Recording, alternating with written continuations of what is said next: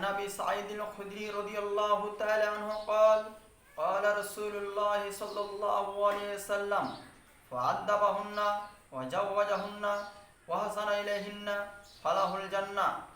আবু সাঈদ খুদরি রাদিয়াল্লাহু তাআলা আনহু বলেন, রাসূল সাল্লাল্লাহু আলাইহি সাল্লাম বলেছেন, কোন ব্যক্তি যদি তিনজন মেয়েকে লালন পালন করে, এক ফাআদাবাহুন্না, তাদেরকে শিষ্টাচার শিক্ষা দিবে, তাদেরকে ভালোভাবে শিষ্টাচার শিক্ষা দিবে। শিষ্টাচার শিক্ষা মানে আপনাকে বলতে হবে, বসে খেতে হবে, ডান হাতে গিলাসে পানি পান করে খেতে হবে, 3 শ্বাসে পান করতে হবে। এটা হচ্ছে শিষ্টাচার। রাস্তায় ঘাটে যখন চলবে পর্দার সাথে চলবে, স্কুল কলেজে যখন যাবে পর্দার সাথে যাবে, বড়দের যখন সঙ্গে কথা বলবে সম্মানের সঙ্গে কথা বলবে, ছোটদের সঙ্গে যখন কথা বলবে তাদেরকে আদরের সাথে কথা বলবে, তাদেরকে ভালোভাবে তাদের সঙ্গে কথাবার্তা বলতে হবে। এখনকার যা মেয়েদের ছেলেদের চরিত্র খারাপ, সেই বড় বুঝে না, ছোট বুঝে না, অসম্মান তাদের সঙ্গে করছেন। তো আল্লাহ নবী সাল্লাল্লাহু আলাইহি সাল্লাম বলছেন যে ফাআদাবাহুন্না, তাদেরকে শিষ্টাচার শিক্ষা দিতে হবে, তাদেরকে বলতে হবে যখনই তুমি রাস্তাঘাটে চলবে পর্দার সাথে চলতে হবে। এটা হচ্ছে শিষ্টাচার। 2 ওয়াজাওয়াজাহুন্না, তাদের বিবাহের ব্যবস্থা করে দিতে হবে। আপনার মেয়ের বয়স 14-15 হয়েছে, আপনাকে একটি সুন্দর পাত্র দেখে বিবাহ দিয়ে দিতে হবে। আপনার মেয়ের 25-30 বছর এখন পর্যন্ত বিবাহই হয়নি, এই মেয়ে জিনা করবে না তো এই মেয়ে কি করবে?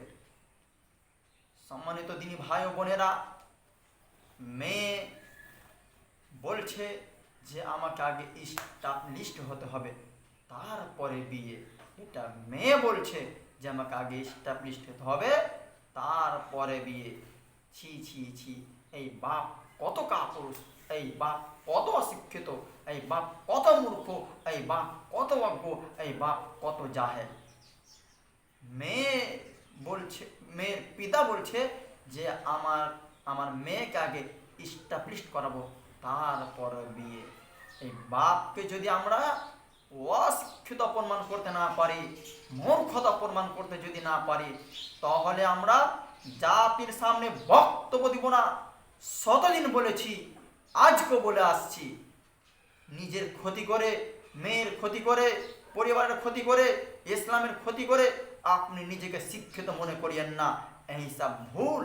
মেয়ে 14-15 বছর হয়েছে, মেয়ের একটি সুন্দর পাত্র দেখে বিবাহ দিতে হবে। 3 ওয়াহাসানা ইলাইহিন্না, তাদের সাথে ভালো আচরণ করতে হবে, তাদের সাথে ভালো ব্যবহার করতে হবে, তাহলে ফালাহুল জান্নাহ। আল্লাহ নবী সাল্লাল্লাহু আলাইহি সাল্লাম বলছে তার জন্য নগদ জান্নাত রয়েছে, তার জন্য ডাইরেক্ট জান্নাত রয়েছে। 3টি মেয়ে লালন পালন করলে আল্লাহ নবী সাল্লাল্লাহু আলাইহি সাল্লাম বলেছেন যে তার জন্য জান্নাত রয়েছে। এখানে 10টি মেয়ে যদি আপনি লালন পালন করেন তাহলে জান্নাতে যাবেন, এ কথা আল্লাহ নবী সাল্লাল্লাহু আলাইহি সাল্লাম বলেননি। আপনি যদি 10টি ছেলেকে ইঞ্জিনিয়ার, প্রফেসর, ডাক্তার বানান তাহলে আপনি জান্নাতে যাবেন, এ কথা আল্লাহ নবী সাল্লাল্লাহু আলাইহি সাল্লাম বলেননি। 3টি মেয়ের কথা বলেছেন।